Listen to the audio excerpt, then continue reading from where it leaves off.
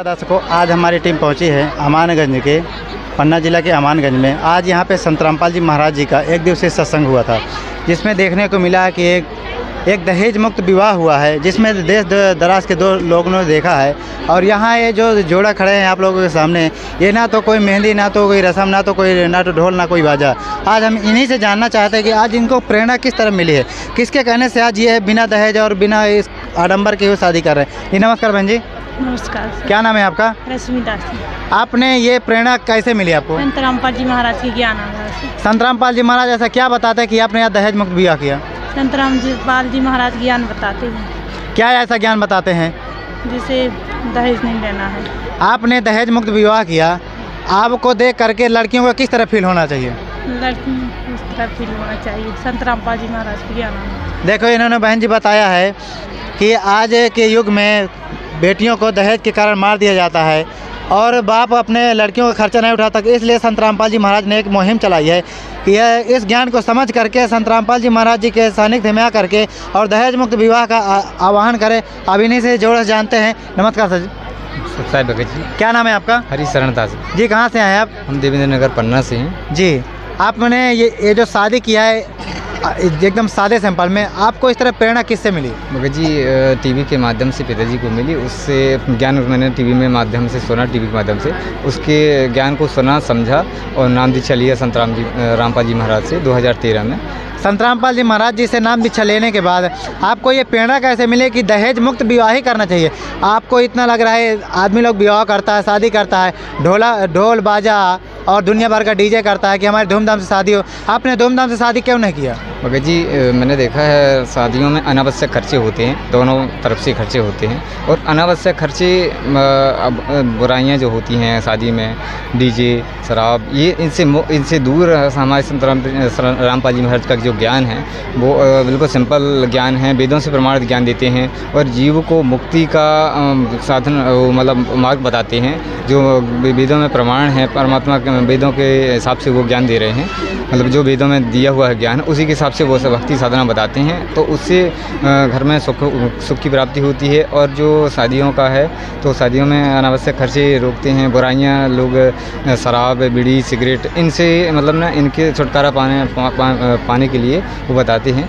और जो ये अनावश्यक खर्चे होते हैं वो उससे बचत होती है। क्या आप बीड़ी शराब नहीं पीते हैं? नहीं भगत जी, रामपाल जी महाराज से ज्ञान में है कि बीड़ी, शराब, सिगरेट का सेवन करना नहीं है, ना ला के देना है और ना खुद ही सेवन करना। मांस, बीड़ी, सिगरेट, शराब, तंबाकू और इसमें घूस ये सब का उनने अभिनय किया।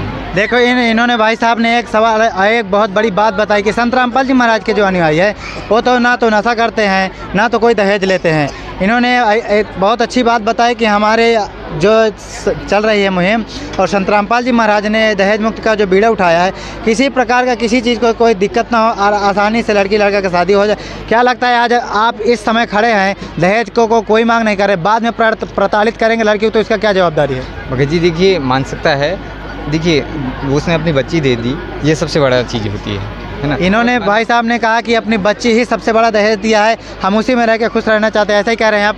भगत जी देखिए क्या है, दो शादियों में क्या है, दो आत्माओं का मिलन है, परमात्मा बताते हैं दो आत्माओं का। अनावश्यक खर्चे करने का कोई फ़ायदा है नहीं और ये सब अनावश्यक खर्चे हैं। शादियों में डीजे बजाना, शराब पीना, इससे दूर रामपाल जी महाराज ने ज्ञान में बताया कि गुरु जी की वाणी का जो पाठ होता है, जैसे ब्रह्मा विष्णु महेश की से भी शादी हुई थी तो इसी रीत से हुई थी।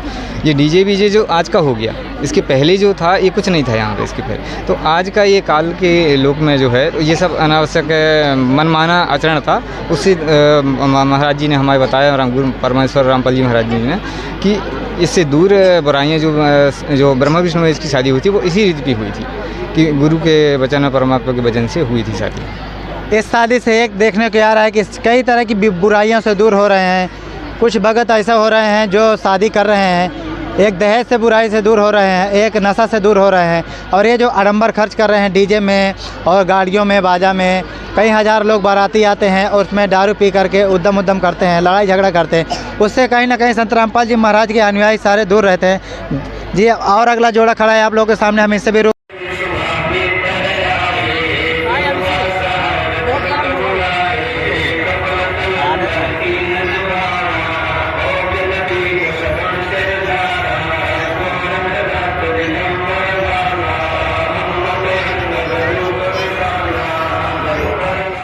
नमस्कार सर। सर साहब सर। क्या नाम है जी आपका? मोहित दास। आप क्या करते हैं? हम पढ़ाई कर रहे हैं B.Tech। देखो यहाँ पे हमारे साइंस के विद्यार्थी खड़े हैं, साइंस के स्टूडेंट है। ये आज के ज़माने में साइंस का बहुत बड़ा महत्व दिया जाता है। आज इन्होंने संत रामपाल जी महाराज जी के सानिध्य में आकर एक दहेज मुक्त विवाह किया है।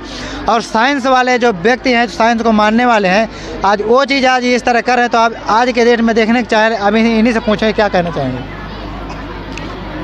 आपने ये जो साइंस के विद्यार्थी होकर के और आज दहेज मुक्त विवाह किए, इसका क्या रीज़न हुआ आपका? ये हमारे संत रामपाल जी महाराज जो ज्ञान बताते हैं, उन्हीं के आधार से हमने जो हमारा उन्हीं के सानिध्य में रमणी हुई है। जो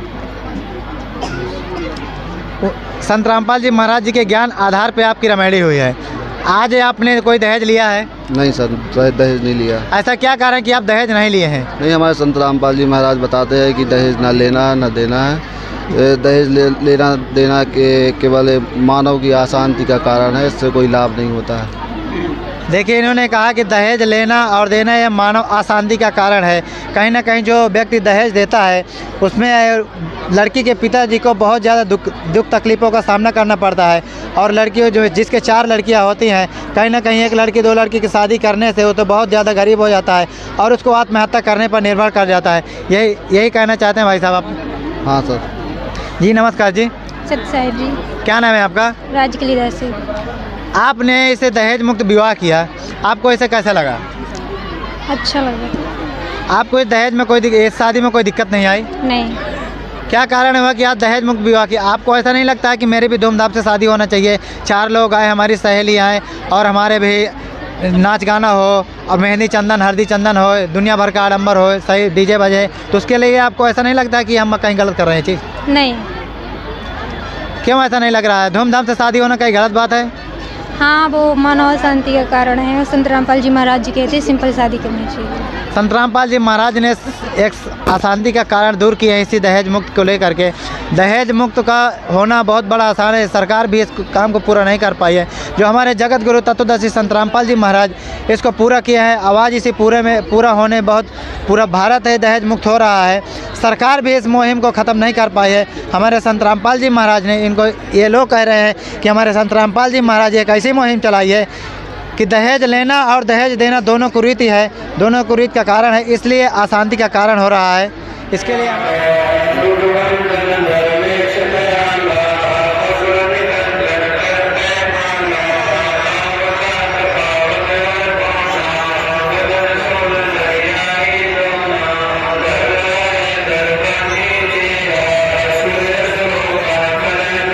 जी नमस्कार जी। नमस्कार जी।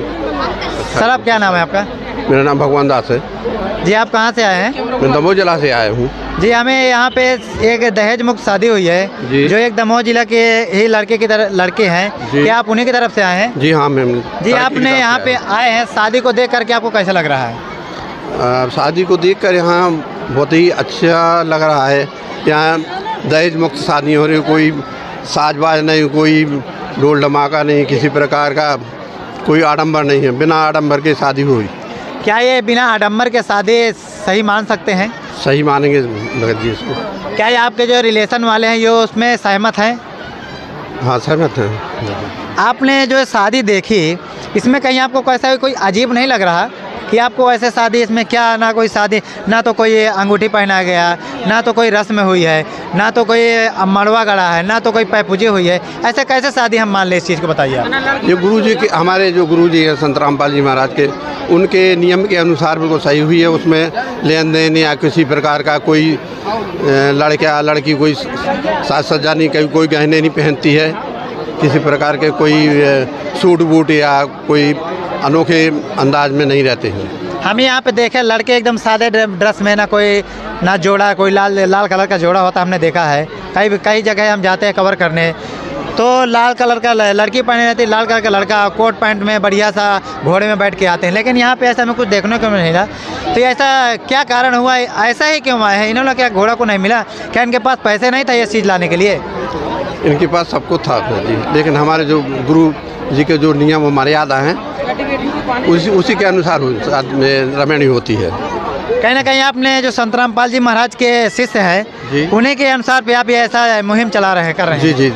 हम लोग उन्हीं के अनुयायी हैं, संत रामपाल जी के। और उनके जो नियम और मर्यादा हैं, उन मर्यादाओं में ही रमणी होती है। बहुत बहुत आपका अनुभव सुनकर के हमें बहुत अच्छा लगा जी, धन्यवाद जी।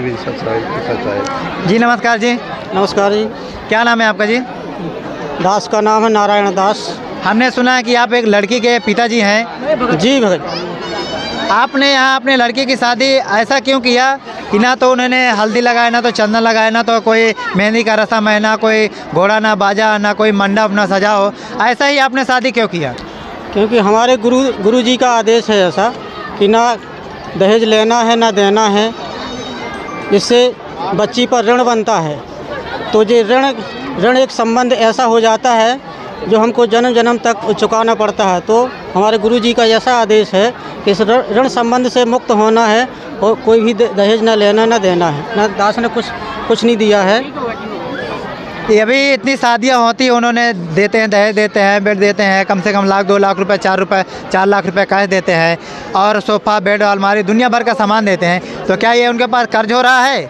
जी बिल्कुल श्योर कर्ज हो रहा है, क्योंकि हमारे गुरुजी ऐसा आदेश देते हैं, ऐसा ज्ञान देते हैं जो हमको पहले ज्ञान नहीं था तो अपन देते रहे, लेकिन अब ज्ञान हो गया है तो ऐसा हम लोग कुछ नहीं करते हैं। क्या उन लोगों को इस चीज़ का ज्ञान नहीं है कि हम भी ऐसा करें? नहीं, उनको ज्ञान नहीं है, क्योंकि उनको ऐसे गुरु से भेड़ा नहीं पड़ा है अभी। ये इन्होंने लड़की के पिताजी से हम अभी मिले, उन्होंने कहा कि संत रामपाल जी महाराज के जो ज्ञान है वो एक ऐसा ज्ञान है कि सारी दुनिया को एक अच्छा मुहिम चला रहे हैं और शास्त्रों के अनुसार ज्ञान दे रहे हैं, जिसमें बताया गया है कि श्री ब्रह्मा, श्री विष्णु, श्री शंकर जी की शादी ऐसी हुई है। उस समय कोई ना तो बाजा था, ना कोई आडंबर था, सादे सिंपल शादी हुई है। आज उसी को लेकर के इन्होंने बताया। इसके लिए अगले वीडियो में मिलेंगे दोबारा, अगर चांस मिलेगा तो फिर आएंगे। तब तक के लिए नमस्कार।